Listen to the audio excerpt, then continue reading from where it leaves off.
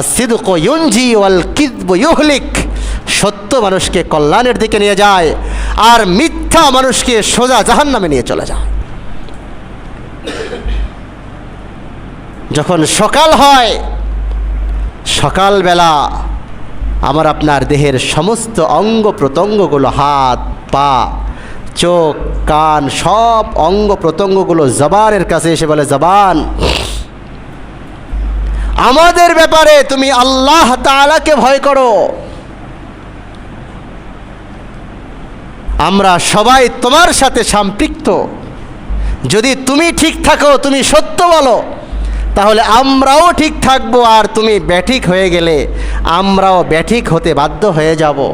যখন তুমি মিথ্যা বলবে আর আমি হাত আমাকে দিয়ে সেই কাজ করতে বলা হবে, আমি পা আমাকে সেই কাজের দিকে পরিচালনা করা হবে, আমরা বাকি অঙ্গগুলো বাধ্য হয়ে যাব সেই কাজের দিকে চলতে। বিধায় তুমি ঠিক থাকো। তিরমিজি শরীফের বর্ণনা 2407 নম্বর হাদিস, 2407 নম্বর হাদিস হযরতে আবু সাঈদ খুদরি রাদিয়াল্লাহু তাআলা আনহু থেকে হাদিস বর্ণিত হয়েছে। আন আবি সাঈদিল খুদরি রাদিয়াল্লাহু তাআলা আনহু রাফাআহু قال ইদা আসবাহা ইবনু আদামা ফাইনাল আযা কুল্লাহা তুকাফিরুল লিসান।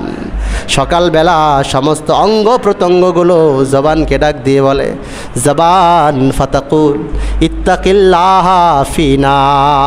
সবাই বলে ইত্তাকিল্লাহা ফিনা, আমাদের ব্যাপারে আল্লাহ তাআলাকে ভয় করো। ফাইন্নামা নাহনু বিকা, আমরা সবাই তো তোমার সাথেই রয়েছি।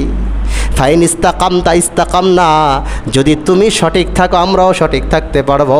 ওয়াইন এ আওয়াজাজতা ই আওয়াজাজনা, তুমি ব্যাঠিক হয়ে গেলে আমরাও ব্যাঠিক হয়ে যাব।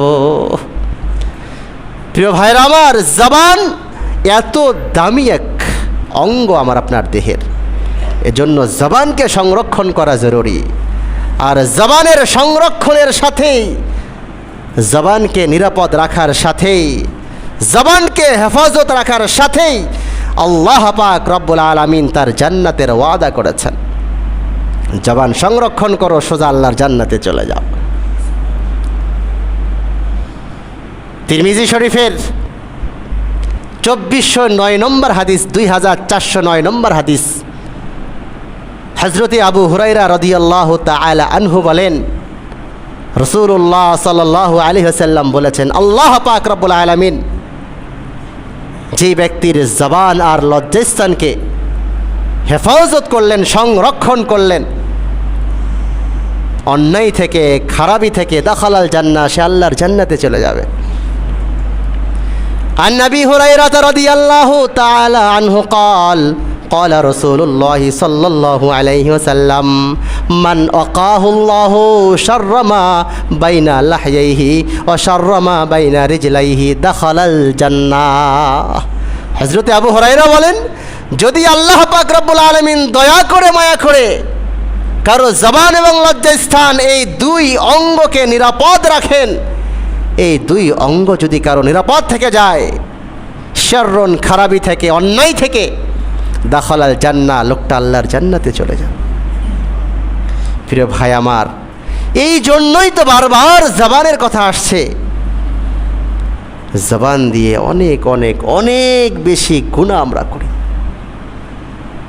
যেই কথার প্রয়োজন নাই সেটা বলবো না, যেটা মিথ্যা সেটা বলবো না, যেটা গীবত সেটা বলবো না, যেটা চগলখুরি সেটা বলবো না, যেটা মিথ্যা সাক্ষী সেটা বলবো না। সব কিছু থেকে জবানকে সেভ করো। কথায় কথায় মিথ্যা, আমাদের মিথ্যার সয়লাবটা দেখেন। মামলায় সেখানে শাহাদাত, সেখানে সাক্ষীতে মিথ্যা, মিথ্যা সার্টিফিকেট, মিথ্যা ফ্রিডম ফাইটারের সার্টিফিকেট, মিথ্যা জন্ম নিবন্ধন সার্টিফিকেট, মিথ্যা কত প্রকার মেডিকেল সার্টিফিকেট। আমরা কত ক্ষেত্রে যে মিথ্যার আশ্রয় নেই তার হিসাব নাই। হোক না, সত্যই বলবো, এতে যা হয় হবে। মিথ্যার আশ্রয় নিয়ে দরকার নেই আমার অট্টালিকা তৈরি করার, মিথ্যার আশ্রয় নিয়ে বিশাল এক প্রতাপশালী হওয়ার দরকার নাই, মিথ্যার আশ্রয় নিয়ে বড় চাকরিজীবী হওয়ার দরকার নাই। সত্য বলে আমার তাকদীরে, আমার কপালে যা আসবে যথেষ্ট।